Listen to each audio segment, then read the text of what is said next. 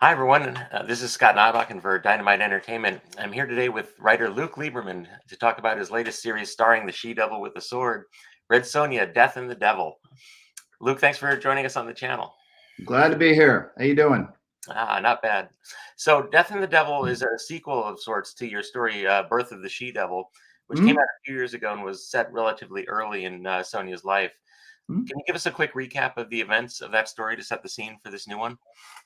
Yeah, one of the things I like, I feel like there's an unexplored period between when, Sonia's sort of origin and when we meet her later on, like kind of her teenage years that I don't think anyone's really gotten into. And what I like about the period is that she makes a lot of mistakes. She's like still learning. She's kind of in the process of becoming.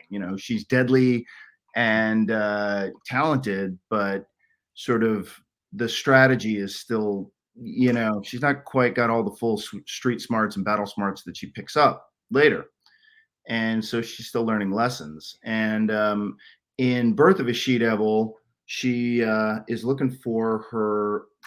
It's sort of one of her original mistakes, right? She was trying to pull a job, and an innocent girl who she was friends with got killed in the process because while she intended to rob this girl's father, she got mixed up with people she didn't properly understand, and they killed the girl. And excuse me, they killed her father, and they took the girl as a slave, and the girl was essentially a sex slave. And so Sonia feels bad, and she kind of goes on a mission to find out what happened to this girl and to try to make things right. And on that mission, the first person she talks to is the Sultan of Tehran. And by talk to, I mean, with a sword to his head.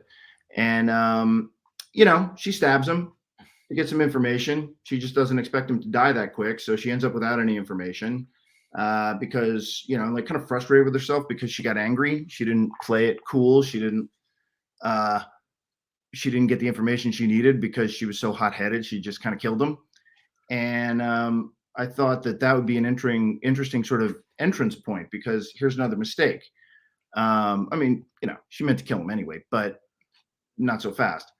And the thing is, when you kill the head of a country, it has huge ramifications for the country. So, now we're a year later and the country is in total chaos. It's, blood in the streets, warlords fighting for dominance, and a serpent cult, set basically making its move.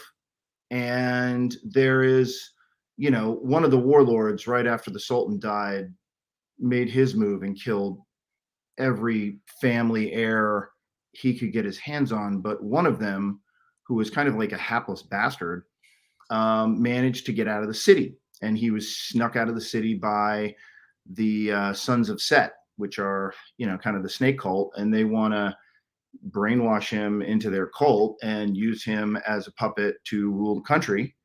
And Sonya's going to go try to get this kid and put him on the throne and, settle things out.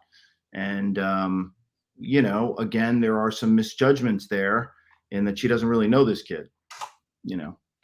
Yeah. Yeah, like as a mature character, Sonya has always been like a classic, like soldier of fortune and carouser, and not really given to altruism or missions of improvement. But Mhm. on this one, that she does embark on something like that. And how do you like? Do you think her natural temperament towards that is helpful or a hindrance for this kind of quest, like in her early career like this?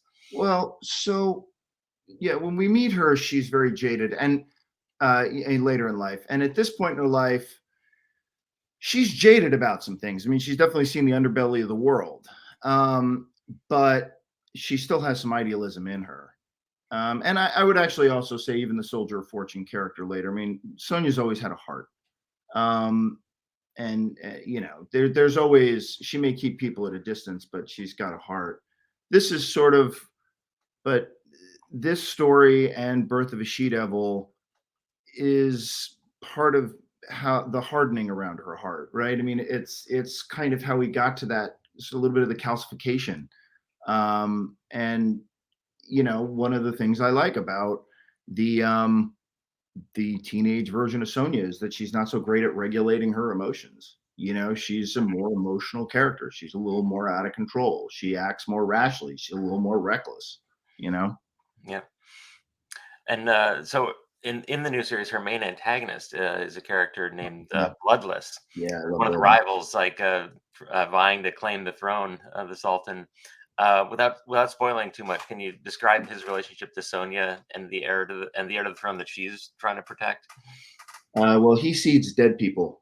Hmm. Um, Bloodless is he's not like a straight up villain, but he's kind of the kind of person who she becomes, like sort of maybe a little more dark version of it, but sort of what we were talking about, where it's a straight up soldier of fortune, and he's been hired by somebody we don't know to go get this kid. So they're a little bit in competition to try to get to this kid. And sometimes partnership, sometimes competition, sometimes frenemies. Where that lands, I'm gonna let you read.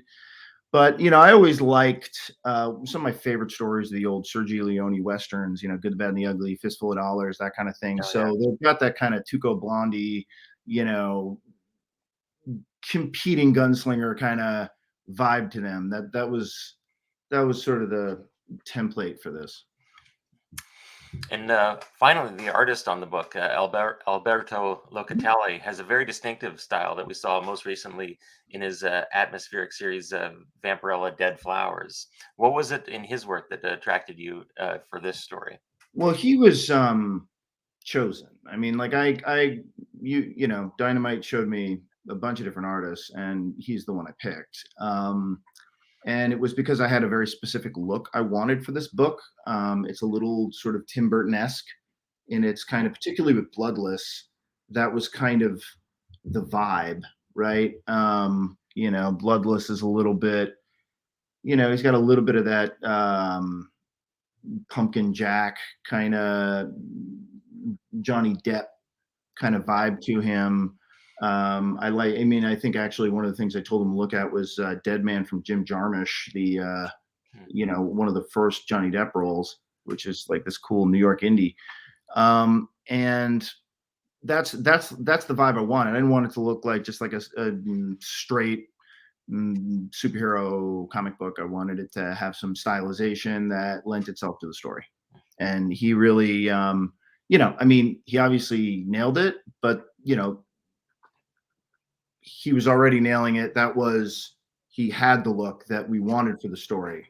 That's what he's excellent at, and that's what he did excellently.